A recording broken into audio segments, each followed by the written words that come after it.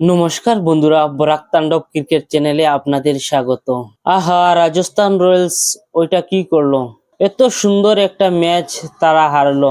দেখো, রাজস্থান রয়্যালস এর জন্য এই ম্যাচটা ছিল খুবই গুরুত্বপূর্ণ, কারণ তারা প্লে অফ রেসে যাওয়ার আশাটা ছিল, কিন্তু এখন অনিশ্চয়তার মধ্যে পড়ে গিয়েছেন এই ম্যাচটা হারার পর। আজ রাজস্থান রয়্যালস বৈভব সূর্যবংশী তিনি তো যে ফাউন্ডেশন শুরু করে দিয়েছেন, সেই ফাউন্ডেশনটা তো রাজস্থান রয়্যালস ধরে রাখতে পারলেন না। বৈভব সূর্যবংশী, সত্যি কথা বলতে ওনার জন্য সব দর্শকরা ম্যাচ দেখতে আসেন, আর তিনি কিন্তু যে কাজ করার ছিল সেই কাজটা তো করেই দিয়েছেন। ভাই বৈভব সূর্যবংশী অনবদ্য পারফরমেন্স করে যাচ্ছেন এবং ওনার ব্যাটিং করার লাইনটা সেই ব্যাটিং করেই যাচ্ছেন। এমনকি তিনি আজকে বলও অনেকটা কম কেও, হাফ সেঞ্চুরি হয়নি, তবে হাফ সেঞ্চুরি থেকে কম নয়, মাত্র 16 বলে তিনি 46 রান করে ফেলেছেন আজকেও। তাহলে বন্ধুরা, বাকি প্লেয়াররা রাজস্থান রয়্যালসে কি করলো? দেখো, রাজস্থান রয়্যালস পাওয়ার প্লেতে শুরুটা তো খুব ভালোই হয়েছিল, 76 রান করছে তারা পাওয়ার প্লেতে, তার থেকেও আর কি লাগবে? যতটুকু রান হয়েছে তো অনেক বেশি, কিন্তু পরবর্তী সময় রিয়ান পরাগও কিন্তু অনেকটাই সঙ্গ দিয়েছেন, তিনিও আজ ভালো ফর্মে আছেন। এমনকি তিনি 25 বলে হাফ সেঞ্চুরি করছেন, পরবর্তী সময়ে তিনি আউট হয়ে যান। দেখো, ওই জায়গাটাতেই রাজস্থান রয়্যালসের অলক্ষ্য শুরু হয়ে গিয়েছে। তিনি যখন আউট হয়ে যান, তারপরেও একজন পর আরেকজন উইকেট পড়ে যায়।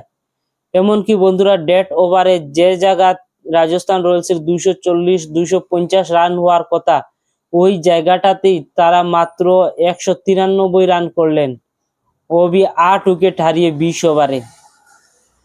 দেখো, বর্তমান সময়ে আইপিএল এ 200 রান কিন্তু নিরাপদ নয়, কারণ 200 রান সহজেই চেস করা যায়।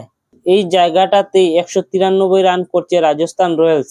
দিল্লি ক্যাপিটালও কিন্তু শুরুটা খুব ভালো করেছিলেন, তারাও না উইকেট হারিয়ে 105 রানের পার্টনারশিপ হয়ে যায়।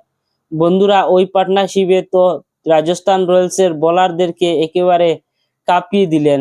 কেএল রাহুল এবং পরেল, কি অনবদ্য পারফরমেন্স, কি সুন্দর ম্যাচটা চেস করে নিয়ে যাচ্ছেন।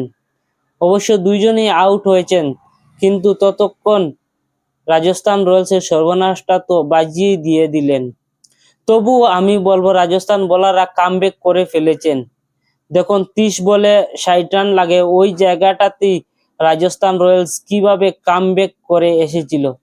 কিন্তু শেষ ওভারের আগে 19 ওভারে যখন রিয়ান পরাগ একটা ভুল কাম করে ফেললেন, ফেরেরাকে বল দিলেন, আর ফেরেরার ওই ওভারটাতেই 18 রান চলে এসেছে, আর শেষ ওভারের দরকার 7 রান।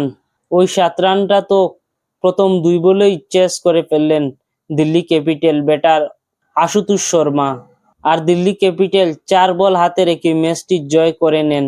বন্ধুরা, এই ম্যাচের টার্নিং পয়েন্ট তো অনেকটাই আছে, তবে আপনারা আমার সঙ্গে একমত বা দ্বিমত থাকবেন।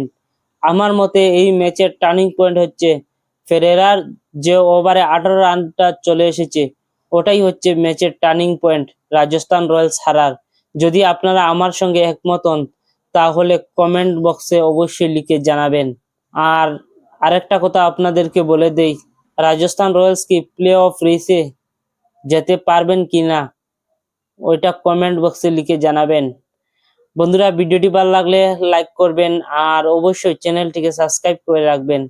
ধন্যবাদ, টাটা, আবার আসছি নতুন ভিডিও নিয়ে।